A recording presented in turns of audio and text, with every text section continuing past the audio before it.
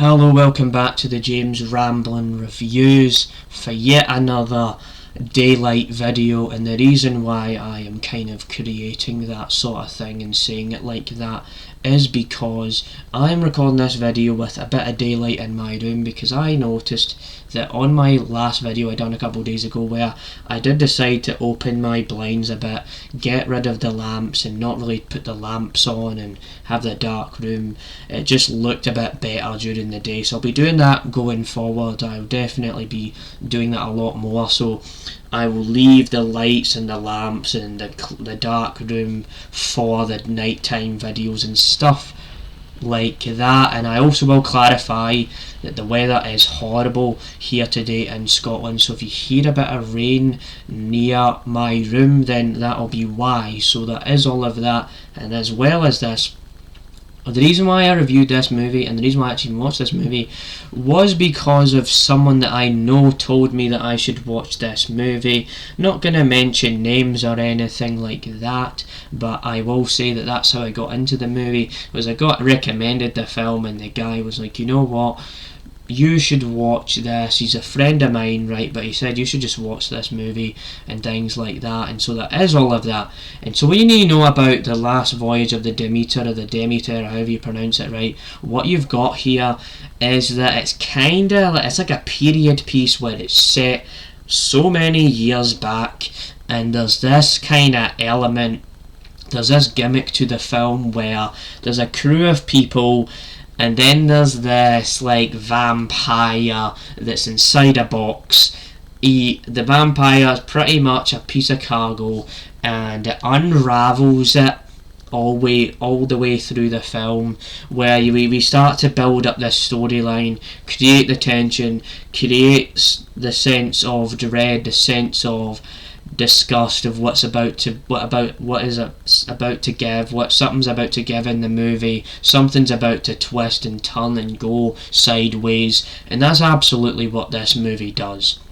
And right off of the bat, no pun intended, because it's a vampire and the bats have teeth like a vampire, all of that, but yeah, right off of the bat here, what I will say about this movie, it is a real, I have to be honest, that it's a film that people just kind of threw away and forgot about, but it is actually a hidden gem for me, because the movie has actually some pretty decent acting throughout the film. It's not an all-star cast. It's not a cast that you immediately recognise. Oh, I remember those.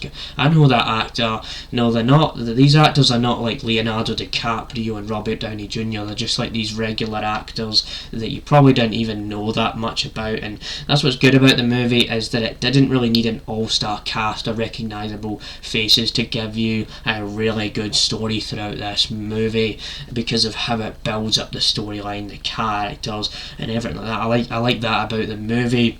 What I also like about this film is that it tries its best to actually be that type of horror with a bit of character to it, a bit of style to it, instead of the horror where it goes all out crazy, everything goes nuts, it's just bloodbath after bloodbath and all of that. I hate that type of horror where you just watch it to turn your brain off. Sure, there's an element of entertainment value towards that type of genre, but this is very much that horror type of style that I love, when there's a storyline, there's a sense of character about the film, there's a sense of style, personality, and it's driven by actual motivations and narratives that actually congregate into a final climax, and something is about to give and something is about to pay off in the movie. That's what I like about it.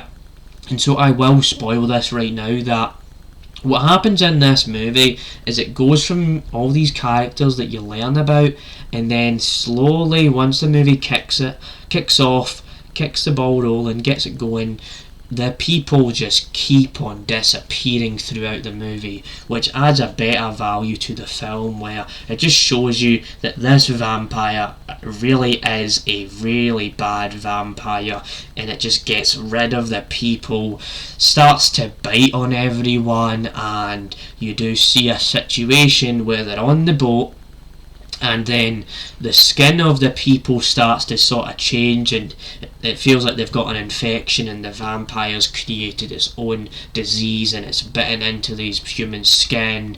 And then the people start going on fire, and especially if you know anything about mythology and supernatural kind of stuff about vampires, is that during the day, no pun intended since we're doing this during the day, but during the day when a vampire sees daylight, they just turn themselves into glowing fire, and that's what this movie does. And so that's one thing about the film. You could say it's not really perfect because it already does the vampire trick already, where the vampire has an allergy to daylight because they love the night, because they hunt in the night and they do all of that, and that's a pretty well-known thing, well-documented thing about vampires and supernatural sort of mythology, things like that, and supernatural lore and things. So that's one thing about the film. It's not original in that aspect because you already know that a vampire comes out at night, hunts all of its prey, things like that.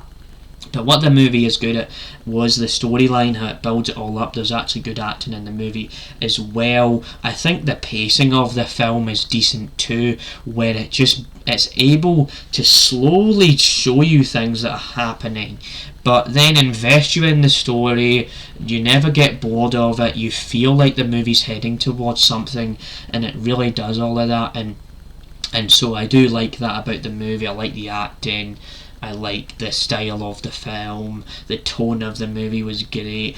And I also have to be honest, I don't know if I mentioned this already, that the way they use this vampire in this movie is really clever, I'll be honest, because it's not like the vampire shows up every 5 minutes of the film.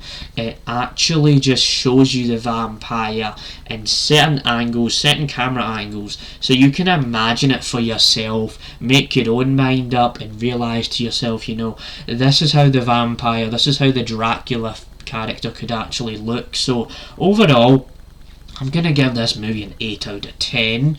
And if you haven't seen this movie already, I absolutely recommend this movie now. It's a really good film, and I never thought I would be watching this, because if it wasn't for that recommendation I got off of a friend that I have, I wouldn't have been watching this movie. So thank you to that guy that is actually my friend that I actually know, but obviously, like I mentioned, not going to actually mention his name because there's no point in mentioning names on it online when obviously you're not meant to really do that. You're meant to just keep it private if they don't even want to hear it. So there is all of that, but you just keep it that way because you're not meant to mention names online, and I'm pretty sure you all know that already. But so there is all of that, and I hope you enjoyed this review. This is something a bit different, and as you can tell, I am digging deeper into my reviews, and I'm trying to be a bit more descriptive in the channel and stuff. And so yeah, overall the movie was great, story was great, all of that to be considered. I could talk about the ending of the movie and how